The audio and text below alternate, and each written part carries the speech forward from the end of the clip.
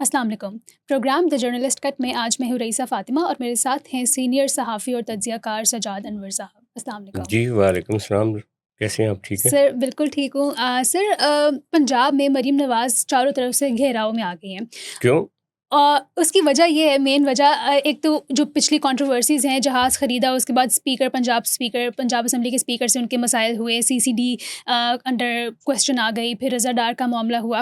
اس کی وجہ سے ہوا یہ ہے کہ محسن نقوی صاحب اور جو علیم خان صاحب ہیں، انہوں نے مداخلت شروع کر دی ہے پنجاب کی سیاست میں، جس کی وجہ سے یہی سننے میں آ رہا ہے اور کریڈیبل سورسز سے آ رہا ہے کہ مریم نواز کا جو پاور اسٹرکچر ہے وہ ہل کر رہ گیا ہے۔ تو آپ اس سارے بات کے بارے میں کیا کہیں گے؟ ہاں، یہ لڑائی تو ہے، کیونکہ دیکھیں عبدالعلیم خان بھی بہت اسٹرانگ ہیں اس وقت، ایک قومی جماعت کے سربراہ ہیں، گلگت بلتستان میں وہ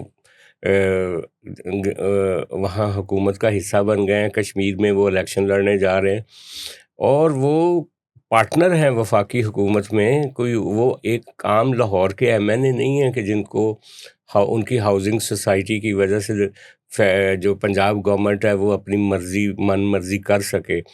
تو وہ انہوں نے چیلنج کر دیا روڈا کو بھی اور پنجاب حکومت کو۔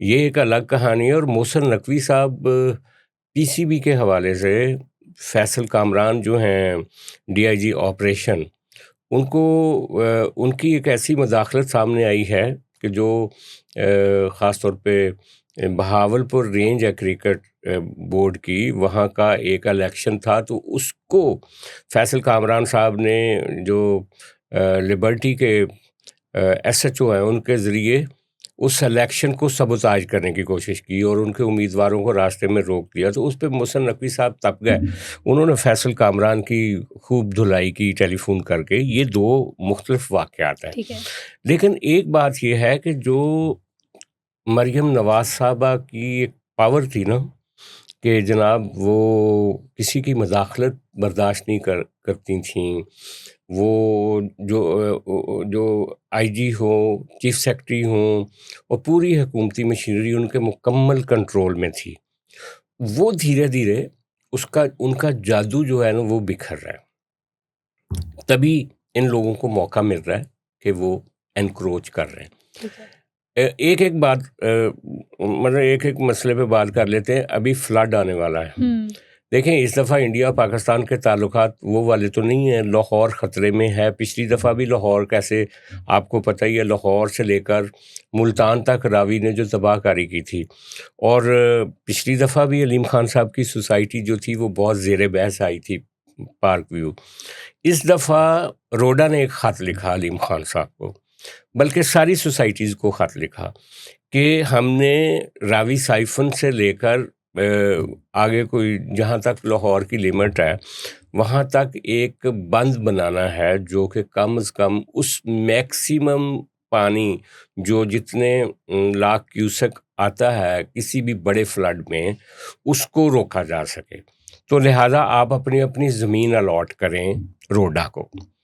تو سب نے تو کر دی، لیکن علیم خان صاحب نے زمین روڈا کو دینے سے منع کر دیا۔ ان کا نوٹیفیکیشن گیا یا نوٹس گیا ان کے پاس روڈا کا، لیکن انہوں نے اس پہ عمل درآمد نہیں کیا، بلکہ الٹا ان کی سوسائٹی کی طرف سے یہ کہا گیا کہ ہم اپنا بند خود بنائیں گے۔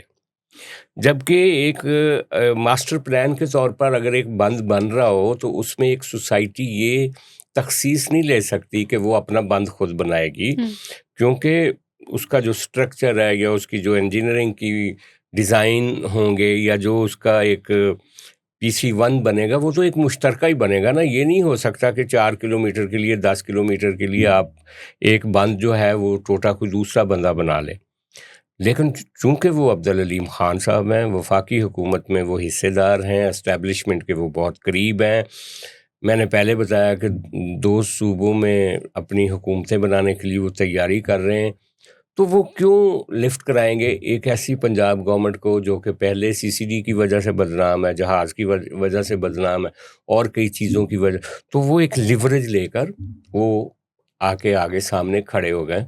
اور دیکھا دیکھی ان کے اب دوسری سوسائٹی والے بھی کھڑے ہو جائیں گے، وہ بھی کہیں گے کچھ کہ بھئی ہم زمین کیوں دیں آپ کو ہم، اور اسی دوران پانی آئے گا۔ مجھے تو یہ خطرہ لگ رہا ہے کہ دوبارہ اگر جولائی 15 جولائی سے سیزن تو شروع ہو گیا اربن بارشوں فلڈنگ کا. اسٹارٹ ہو جائے اربن گی. فلڈنگ آگے آنے والے دنوں میں وہ کوئی شکل ایسی لے سکتی ہیں کہ وہ ایک المیہ بن جائے, اور پنجاب حکومت ہو سکتا ہے کہ سارا مدعا پھر علیم خان صاحب کے سٹانس کے اوپر ڈال دیں کہ انہوں نے یہ بند نہیں بننے دیا, یا لیکن ابھی بند جتنا بڑا بند بننا تھا وہ اس کے آثار جو ہیں وہ ابھی اس طرح سے نظر بھی نہیں آ رہے.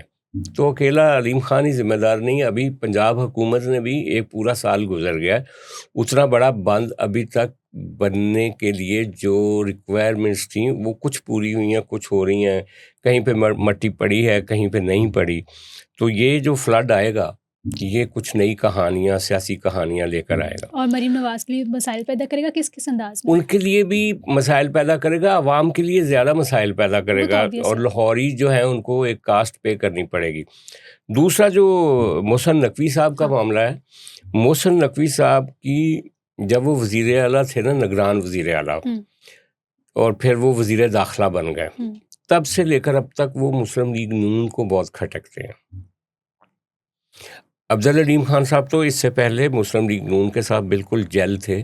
پچھلی دفعہ تو فلڈ میں تو پنجاب گورنمنٹ اور علیم خان صاحب ایک پیج پہ تھے, ان کا اس دفعہ کچھ ڈفرینس سامنے آیا. لیکن محسن نقوی صاحب جو ہیں وہ جب وزیر اعلیٰ تھے کہ یہاں پہ نگران وزیر اعلیٰ, تب سے لے کر اب تک ان کے بڑے ایشوز ہیں پنجاب گورنمنٹ کے ساتھ.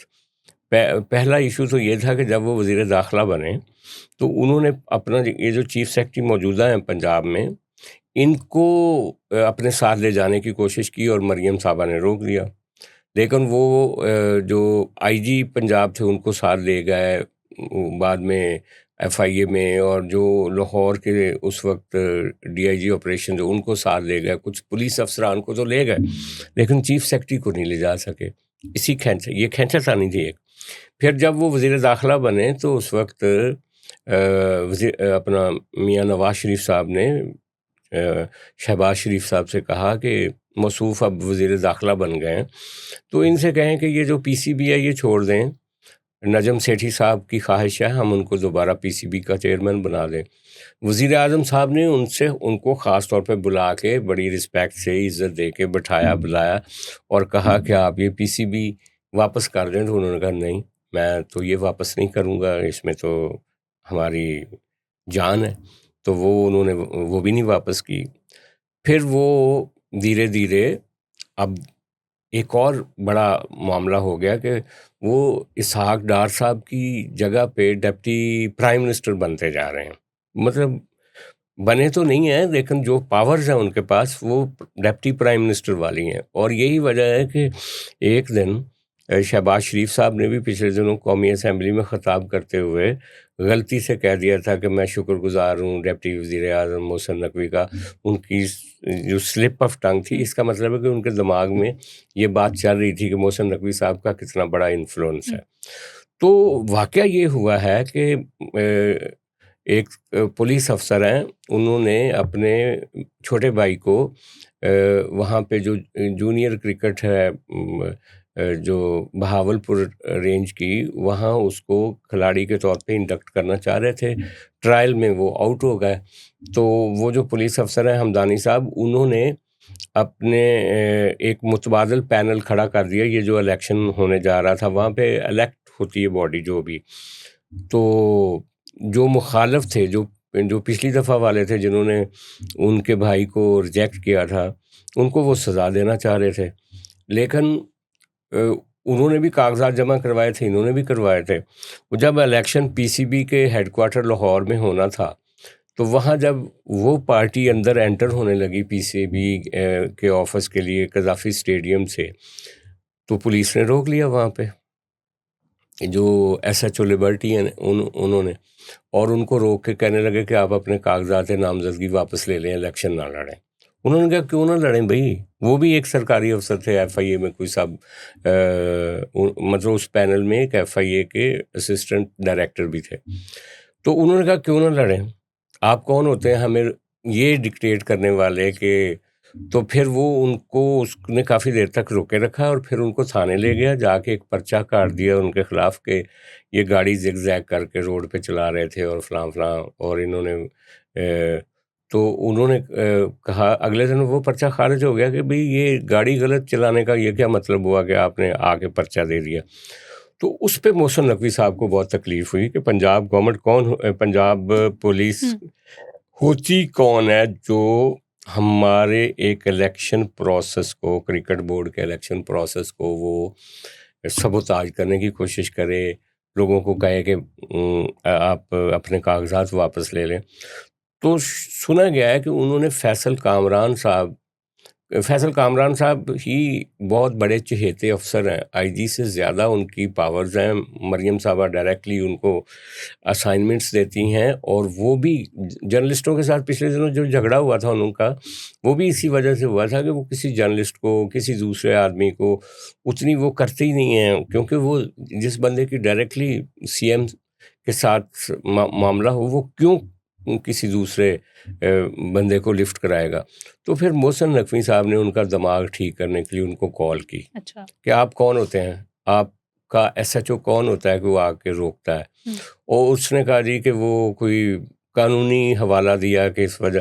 تو اس نے کہا کہ مجھے سب پتہ ہے کہ آپ کس کے اشارے پہ کیوں کرتے ہو یہ وہ. انڈائریکٹلی فون کال تو انہوں نے فیصل کامران کو کی، لیکن کہا یہ جا رہا ہے کہ انہوں نے دھمکیاں دی پنجاب گورنمنٹ کو کہ پیچھے جو آپ کی پاورز ہیں وہ ان کی وجہ سے آپ یہ سارا کچھ کر رہے ہیں اور ٹھیک ہو جائیں اور فلانا ہو جائیں اور یہ والی.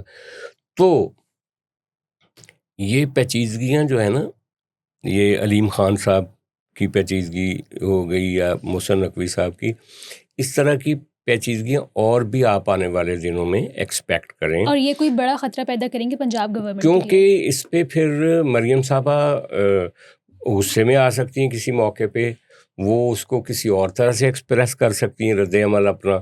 اور یہ جو ایکسٹرنل پریشرز ہوتے ہیں وہ آپ کو پتہ ہی ہے، ویلز ود ان ویلز ہوتے ہیں. اگر علیم خان صاحب کوئی اکیلے تو نہیں ہے، ان کے پیچھے بھی اسٹیبلشمنٹ ہے. محسن نقوی صاحب کا آپ کو پتہ ہی ہے کتنے بڑے اسٹرانگ مطلب اس وقت ان کی پوزیشننگ ہے. تو اس وجہ سے یہ تو ہو سکتا ہے کہ پنجاب گورنمنٹ پی جائے ان سارے واقعات کو اور ان کو ہائی لائٹ نہ کرے، اس پہ رد عمل نہ دے، لیکن کل کو اس سے بڑا کوئی معاملہ بھی ہو سکتا ہے. ہاں، تھوڑا سا مشکل نظر آ رہا ہے. اچھا، یہ تو ہوگی پنجاب گورنمنٹ کی بات، لیکن فیڈرل لیول پہ یہی سننے میں آ رہا ہے کہ 15 جولائی کے بعد میجر ری شفل ہونے والا ہے. 2 دن رہ گئے ہیں 15 جولائی میں. تو آپ اس چیز کو کیسے دیکھ رہے ہیں، کیونکہ بڑے برج الٹنے کا خدشہ ہے اور بہت سے نام بھی سامنے آ رہے ہیں؟ دیکھیں، یہ شہباز شریف صاحب نے نا، ہم نے پہلے بھی عرض کیا تھا کہ کیبنٹ ری شفل کرنے کا پلان بنایا ہوا ہے. انہوں نے ان وزیروں کا یہ جو اس وقت کوئی 56 کے قریب ministers, special assistant, state ministers اور وزیر اعظم کے کوآرڈینیٹرز، یہ لوگ اس وقت 56 نمبر ہے ان کا. ٹھیک ہے، جو انڈر اسکروٹنی ہے، جن کے چینج ہونے کا خدشہ نہیں، یہ ٹوٹل اسٹرینتھ ہے ان کی کیبنٹ کی. اور ان 56 لوگوں کا جو پچھلے 2 سال کی جو کارکردگی ہے، اس کی کوئی رپورٹ بنوائی ہے وزیر اعظم صاحب نے اسٹیبلشمنٹ ڈویژن سے اور اپنے سیکریٹریٹ سے کہہ کے. تو کہا یہ جا رہا ہے کہ آنے والے دنوں میں ایک تو اسٹرکچرل کچھ تبدیلیاں کی جا رہی ہیں گورنمنٹ میں. اسٹرکچرل تبدیلیاں یہ کی جا رہی ہیں کہ کچھ منسٹریوں کو، کچھ شعبوں کو ضم کیا جا رہا ہے دوسری منسٹریوں میں، تاکہ اخراجات کو کم کیا جائے. ان کو کم کرنے کے لیے ایس آئی ایف سی ایک ادارہ بنا تھا انویسٹمنٹ کے لیے، اور ایک پہلے سے موجود ہے بورڈ آف انویسٹمنٹ. جی، اب دونوں کو اکٹھا کیا جا رہا ہے اور ضم کیا جا رہا ہے. ہو سکتا ہے اس کا نام ایس آئی ایف سی رکھا جائے یا بورڈ آف انویسٹمنٹ ہی رہے، لیکن دونوں کا چونکہ کام ایک تھا، یہ پیرلل 2 ادارے بنا دیے گئے. ایک پہلا روایتی ادارہ تھا، دوسرا اسٹیبلشمنٹ نے ایس آئی ایف سی بنا دیا، لیکن دونوں کا نیچر آف دی جاب تو ایک ہی تھی. اب ان دونوں کو ضم کرنے کا فیصلہ کیا گیا ہے. اسی طرح انرجی کے بہت سارے، انرجی کی ڈیولپمنٹ کے لیے، اس کی ریسرچ اور پلاننگ کے لیے اور باقی خریداری کے لیے اور پھر اس کی سیل پرچیز کے لیے مختلف ڈپارٹمنٹس ہیں. واٹر اینڈ پاور کا الگ ہے، پیٹرولیم کا الگ ہے، باقی اور جو ہیں خاص طور پہ یہ جو تو ان کو انرجی کے سارے جتنے بھی ڈفرینٹ مختلف محکمے ہیں ان کو اکٹھا کر کے ایک ادارہ بنایا جا رہا ہے. اور تیسرا وہ یہ بھی کر رہے ہیں کہ اکانومی سے ریلیٹڈ نا 3 مختلف ڈویژنز ہیں. اکنامک افیئرز ایک ہے, ریونیو الگ ہے, فائنانس الگ ہے. ان تینوں کو بھی وہ مرج کر کے ایک وزارت کے نیچے لے کر آ رہے ہیں. اسی طرح کچھ ادارے صوبوں کو چلے گئے تھے, کچھ محکمے, لیکن ان کے ڈائریکٹریٹ ابھی بھی موجود ہیں. جیسے کلچر منسٹری ہے, اور اس کا حذیفہ رحمان کو انچارج انہوں نے ایڈوائزر ٹائپ لگایا, لیکن اب اس کو بھی وزارت اطلاعات میں وہ ضم کر رہے ہیں.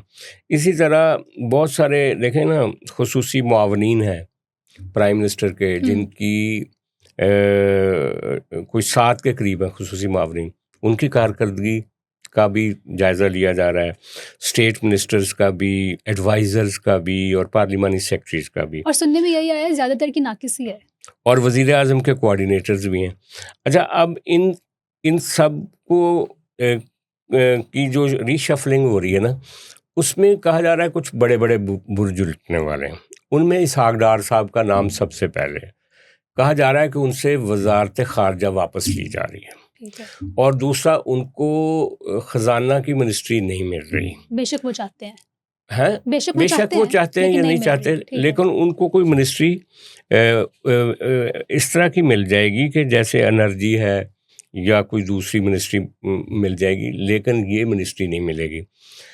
اس وقت بھی یہ جو کیبنٹ ری شفل ہے, یہ آج جب ہم بات کر رہے ہیں, وزیر اعظم صاحب اور میاں نواز شریف صاحب اور اسحاق ڈار صاحب اور جناب طارٹ صاحب جو وزیر اطلاعات ہیں, یہ چاروں ایک ہی فلائٹ پہ گئے ہوئے ہیں قطر کے جو بادشاہ صاحب تھے, ان کی رحلت ہو گئی تو ان کے افسوس کے لیے وہاں گئے ہوئے, اور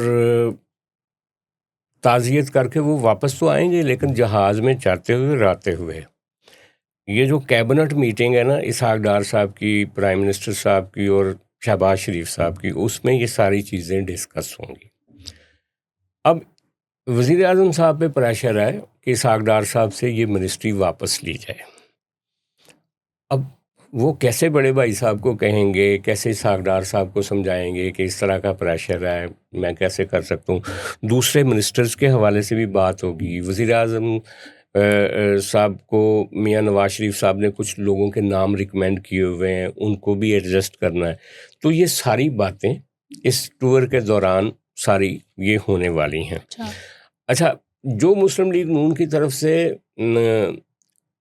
وزیر خزانہ اورنگزیب صاحب کو بدلنے کی کوشش تھی, وہ فیل ہو گئی ہے اطلاعات کے مطابق. وہ اپنی پوزیشن پہ ہی رہیں گے. تو یہ کھچڑی آنے والے دنوں میں کچھ پکتی ہوئی نظر آ رہی ہے.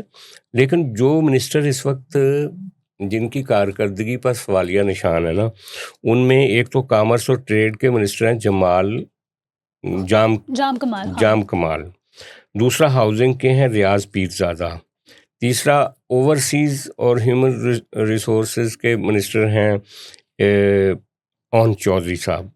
لیکن آپ کو مزیدار کہانی بتاؤں کہ علی پرویز ملک جو کہ انرجی کے ہیں, اور دوسرا وہ ہیں اون چودھری صاحب, اور مصطفیٰ کمال, خالد مقبول صدیقی, یہ بھی ان کی منسٹریوں کے اوپر بھی سوالات ہیں. لیکن یہ اب ایم کیو ایم کے صاحبان جو ہیں مصطفیٰ کمال اور خالد مقبول صدیقی صاحب, وہ تو ان کے اتحادی ہیں, ان سے کیسے جان چھڑا سکتے ہیں. لیکن کہا یہ جا رہا ہے کہ ایجوکیشن اور ہیلتھ دونوں منسٹریوں میں کوئی کام نہیں ہوا اس سارے عرصے میں. اچھا, اسی طرح وہاں پہ سینیٹر انوشا رحمان کے خلاف بھی ایک کیمپین ہے کہ ان کو ہر کمیٹی میں بنا دیا جاتا ہے. پنجاب کی بھی وہ سینئر ایڈوائزر ہے, اور ابھی ان کو کشمیر کے الیکشن کا ممبر بنایا گیا. تو بہت ساری ایک کیمپین سوشل میڈیا پہ مسلم لیگ نون کے اندر سے جائے.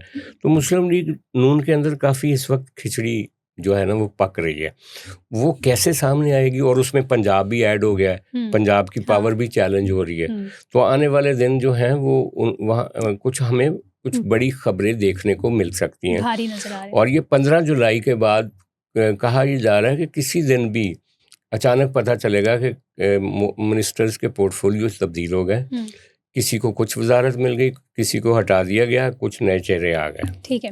اچھا یہ تو ہوگی پی ایم ایل این کی بات، فیڈرل گورنمنٹ اور Punjab government. P T I میں بھی ایک بہت بڑے لیول پر ایک نئی چیزیں سامنے آ رہی ہیں. فار ایگزامپل تحریک تحفظ آئین نے ٹی ٹیپ نے تو 5 اگست کو اعلان کیا تھا کہ انہوں نے کنٹری وائڈ پروٹیسٹ کرنی ہے، لیکن علیمہ خان صاحبہ اس کا انتظار کیے بغیر وہ ایک اپنی ریلی نکال کے وہ نکل پڑی ہیں کچھ لوگوں کے ساتھ. اور بشرا بی بی کو یہ بات بالکل پسند نہیں آئے گی.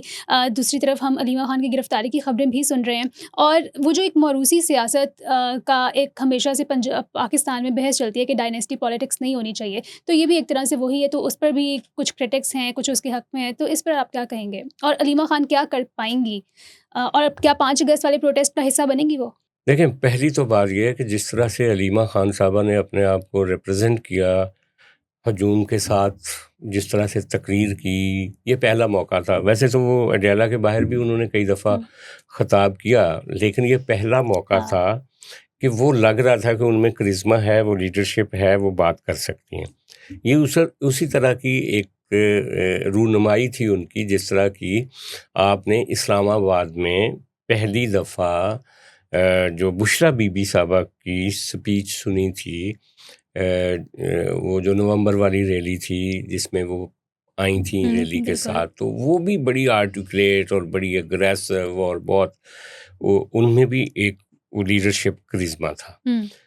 اچھا، لیکن اس وقت جو بشرا بی بی صاحبہ تھیں، وہ جس طرح سے آئیں، ان کا پلان چوپٹ ہو گیا، ان کو واپس لے گئے. پھر چونکہ ان کی جو رہائی تھی وہ کسی نہ کسی انڈرسٹینڈنگ کا نتیجہ تھی کہ باہر آ کے یہ ایسی کیمپین نہیں کریں گی، لیکن وہ کیمپین انہوں نے کی تو ان کو دوبارہ گرفتار کر لیا گیا.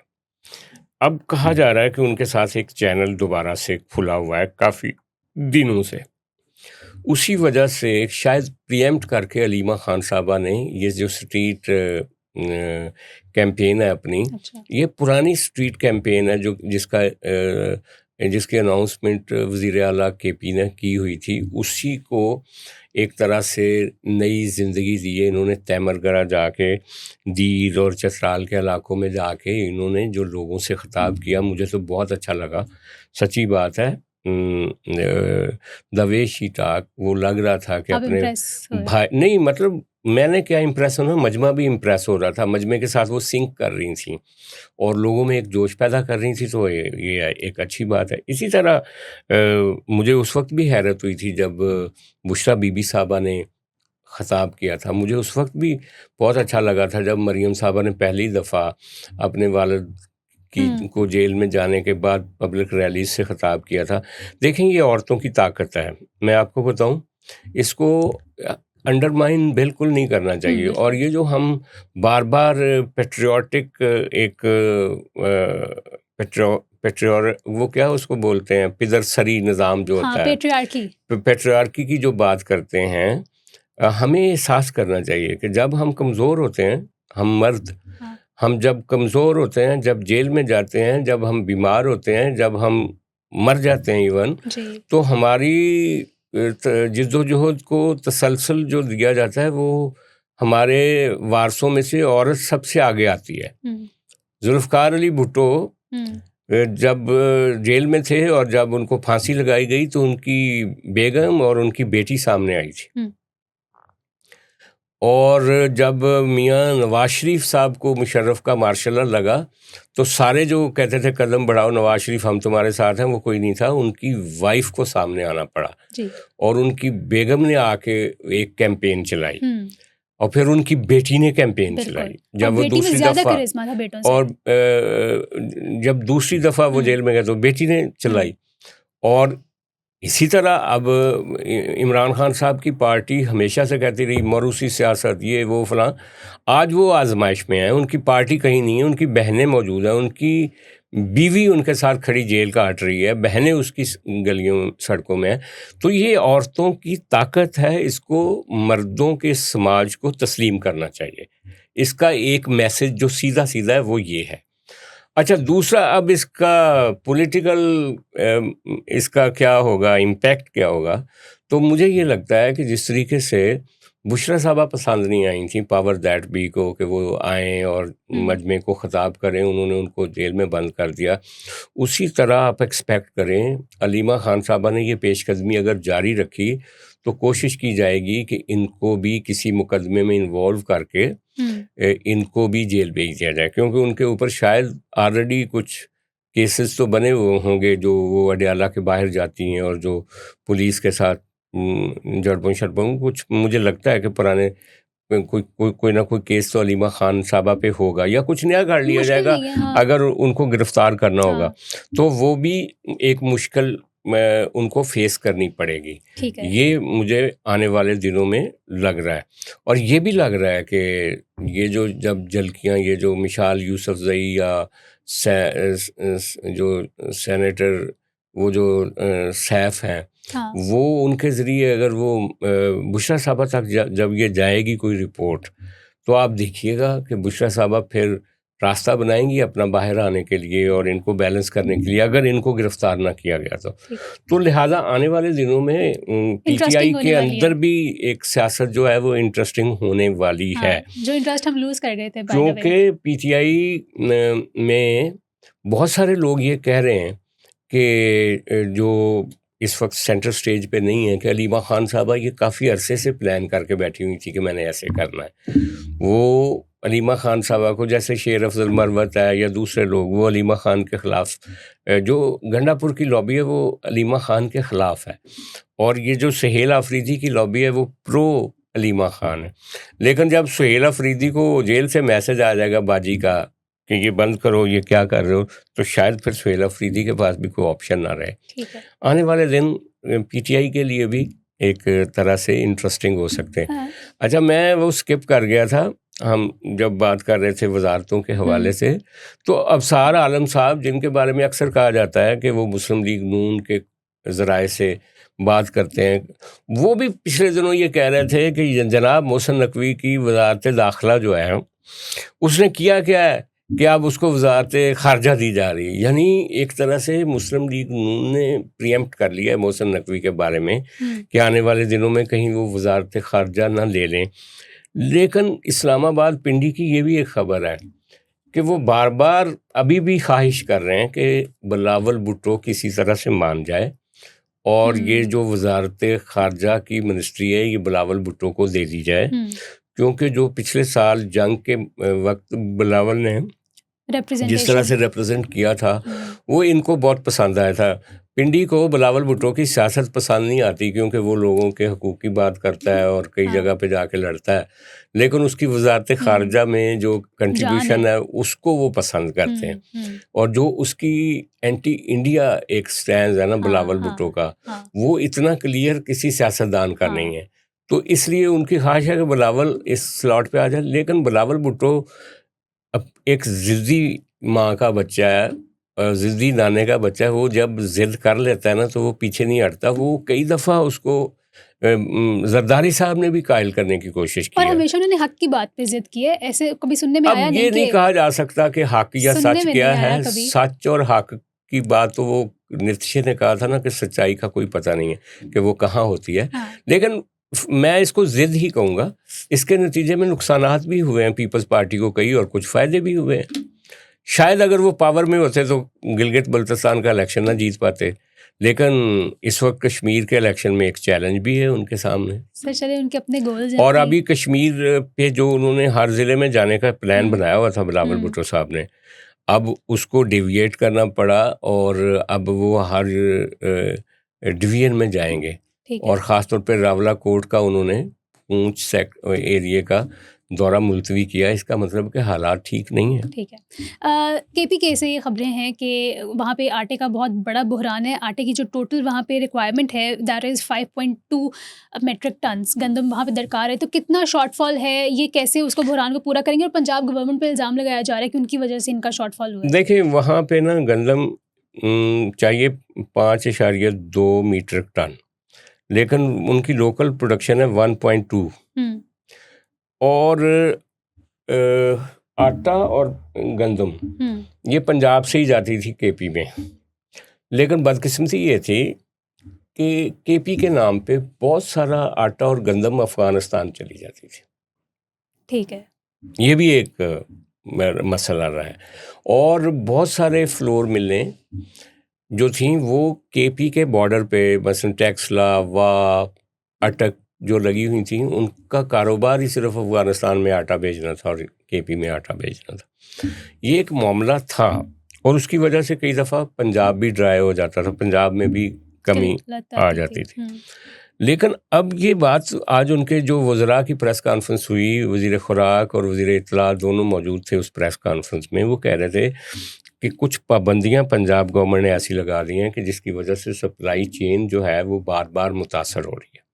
اور آٹے کی سپلائی ایک کانسٹیٹیوشنل گارنٹی ہے کہ ایک صوبہ دوسرے صوبے کو اس کی ڈیمانڈ کے مطابق چیزیں دے سکتا ہے. تو پنجاب گورنمنٹ اس کی وائلیشن کر رہی ہے، اور جو ان کا تقریباً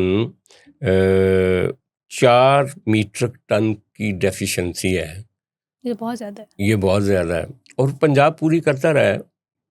تو اب اس کو وہ چاہ رہے ہیں کہ پنجاب گورنمنٹ ایکسپیڈائٹ کرے ان چیزوں کو. آج انہوں نے بڑی ایک سیاسی باتیں بھی کیں، مسلم لیگ نے ان پہ اٹیک بھی کیا. لیکن میرا خیال ہے کہ مریم صاحبہ کو دیکھنا چاہیے، یہ ہیومن رائٹس کا بھی مسئلہ ہے نا، لوگوں کو روٹی تو ملنی چاہیے. اگر کہیں کوئی ریڈ ٹیپزم ہے، کوئی سرخ فیتا ہے، کوئی بیوروکریٹک ہرڈل ہے، تو اس کو دیکھنے کی ضرورت ہے. ٹھیک ہے. سر لاسٹلی ایک بہت ہی افسوسناک خبر پھر سے ہم نے نیسلا ٹاور کی بات کی تھی جس کا فیصلہ کل عدم قرار دے دیا گیا تھا. آج منال ریسٹورانٹ جو کہ ایک فیمس ترین اسلام آباد کا ریسٹورانٹ، اتنے سالوں سے لوگ وہاں پہ جا رہے تھے، اس کو جو گرایا پچھلے سال ان لوگوں نے کہیں اور کسی روف ٹاپ پہ بنایا، اس کا فیصلہ، اس کو گرانے کا فیصلہ بھی کل عدم قرار دے دیا ہے. تو اس جسٹس سسٹم پر ایک عام انسان کیسے ٹرسٹ کرے گا؟ ان کو تو اپنے پہ ٹرسٹ نہیں ہے. یہ بھی جو ہمارا جسٹس سسٹم ہے نا، وہ اس میں استحکام کیوں نہیں ہے؟ خیر جسٹس سسٹم تو انڈیا کا بھی بہت خراب ہو گیا اس وقت، لیکن ہمارے حالات تو بہت ہی خراب ہیں. بہت زیادہ. افتخار چودھری آتا ہے تو اس کی ایک اپنی بادشاہت ہوتی ہے. ثاقب نثار آتا ہے تو وہ پھرتیلا، وہ دفتروں میں جا کے چھاپے مار رہا ہوتا ہے. اور یہ جو قاضی فائز صاحب آتے ہیں تو وہ ایک سیلف رائٹسٹ بن جاتے ہیں کہ دنیا کی ساری سچائی ان کے پاس ہے. اور دیکھیں نا، اور وہ جو جسٹس گلزار صاحب تھے جنہوں نے کراچی کا وہ بار بار سندھ گورنمنٹ منع کر رہی تھی اور سندھ گورنمنٹ کو وہ کٹہرے میں کھڑا کر رہے تھے، بار بار ایسے ریمارکس دے رہے تھے کہ جو سیاسی جماعتوں کے لیے میں سمجھتا ہوں کہ ایک جج کو نہیں دینے چاہیے. بلکہ سعید غنی نے تو ان کی عدالت میں جا کے کہہ دیا تھا کہ آپ چلائیں میرے پہ توہین عدالت، اس نے کنفرنٹ کیا تھا جج صاحب کو. لیکن بدقسمتی ہے ان سارے ججوں کی کہ یہ ایک آمرانہ تھنکنگ ہوتی ہے ان کی. یہ قانون کو نہیں دیکھ رہے ہوتے، یہ ان تاثرات کو دیکھ رہے ہوتے ہیں، اس سیاسی فضا کو دیکھ رہے ہوتے ہیں اور اس پاور کو دیکھ رہے ہوتے ہیں جو انہوں نے سنک کر کے اسٹیبلشمنٹ کے ساتھ بنائی ہوتی ہے، اور اس کے ذریعے وہ بلڈوز کر دیتے ہیں چیزوں کو. یہ بدقسمتی ہے. اور یہ ہماری جوڈیشل سسٹم پہ سوالات اس وقت تک رہیں گے جب تک اس طرح کے غیر ہموار فیصلے آتے رہیں گے کہ ایک وقت میں سپریم کورٹ ایک فیصلہ دیتی ہے اور اگلے کچھ سالوں کے بعد سپریم کورٹ ہی اس کو الٹا دیتی ہے. سر کیا کریڈیبلٹی ہے ان کی؟ بس یہ سوال ہے، بدقسمتی کی بات ہے یہ. چلیں ٹھیک ہے سر، بہت شکریہ آپ کے آج کے تجزیے کے لیے. کل ہم حاضر ہوں گے ایک نئے پروگرام کے ساتھ، تب تک کے لیے خدا حافظ.